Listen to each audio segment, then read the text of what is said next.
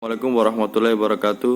Kami dari kelompok 7 akan mempresentasikan hasil kerja kami yang berjudul Karakteristik dan Pembelajaran IPA di Sekolah Dasar, yang beranggotakan 4 orang, yaitu yang pertama saya sendiri yang bernama Muhammadul Ghizari, yang kedua Widya Retno Wahyuni, yang ketiga Erika Puji Dwi Setiani, dan yang keempat atau yang terakhir yaitu Herlinda Wijaya Putri. Karakteristik IPA.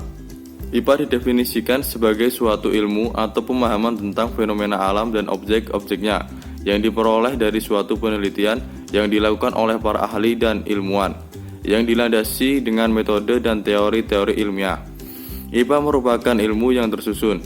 Secara umum, belum bisa diterapkan seluruhnya, namun pada IPA yang utuh atau menyeluruh dapat dipisahkan menjadi 3 komponen yang meliputi produk, seperti halnya konsep, prinsip, dan fakta.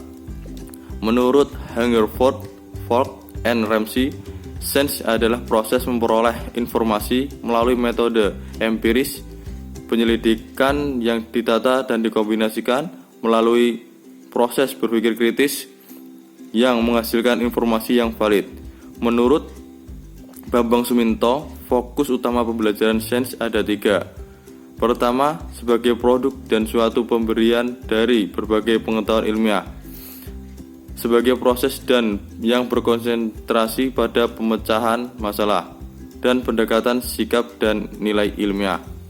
Asik belajar IPA diadaptasi dari Permendiknas nomor 2 tahun 2006 dalam Fatonah dan Zudanka Prasetyo tahun 2014. Kompetensi dalam pembelajaran sains SD maupun MI dapat dipilah menjadi 5 bagian. Yang pertama, menguasai pengetahuan tentang berbagai jenis dan perangai lingkungan alam dan lingkungan buatan dalam kaitan dengan pemanfaatannya bagi kehidupan sehari-hari. Yang kedua, mengembangkan keterampilan proses sains. Yang ketiga, mengembangkan wawasan, sikap, dan nilai yang berguna bagi siswa untuk meningkatkan hidup sehari-hari. Yang keempat, mengembangkan kesadaran dan keterkaitan yang saling mempengaruhi antara pengetahuan sains dan teknologi dengan kesadaran lingkungan sehari-hari. Yang kelima, mengembangkan kemampuan siswa untuk mencapai iptek serta keterampilan yang berguna dalam kehidupan sehari-hari. Slide yang selanjutnya mengenai misi pembelajaran IPA. Misi pembelajaran IPA dibagi menjadi 2 bagian, yaitu tujuan dan mengembangkan keterampilan. Yang pertama adalah tujuan. Tujuan dibagi 4, yaitu memperoleh keyakinan atas kebesaran Tuhan Yang Maha Esa, mengembangkan pengetahuan dan pemahaman konsep-konsep IPA, mengembangkan rasa ingin tahu, mengembangkan keterampilan proses menyelidiki alam.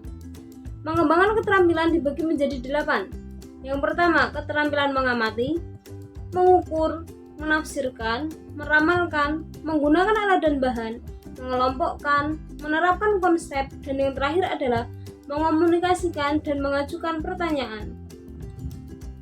Selanjutnya ada landasan psikologis pembelajaran IPA. 1. Teori konstruktivisme. Yang kedua, teori Piaget. Yang ketiga, teori Vygotsky. Yang keempat, teori Ausubel tentang belajar bermakna, meaningful. Yang nomor terakhir, teori Bandura tentang modeling, permodelan. Di slide terakhir ada metode pengajar. 1. Siswa akan lebih memahami konsep-konsep dasar dan ide-ide dengan lebih baik. Yang kedua, membantu menggunakan daya ingat dalam situasi belajar yang baru. Yang ketiga, mendorong siswa untuk berpikir dan berinisiatif. Yang keempat, mendorong siswa berhipotesis. Yang kelima, pengajaran menjadi lebih menitik beratkan pada subjek belajar.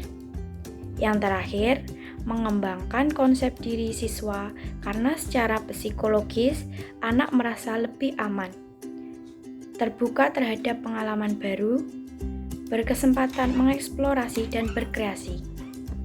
Sekian presentasi dari kelompok kami. Jika ada kurang lebihnya, kami mohon maaf. Wassalamualaikum warahmatullahi wabarakatuh.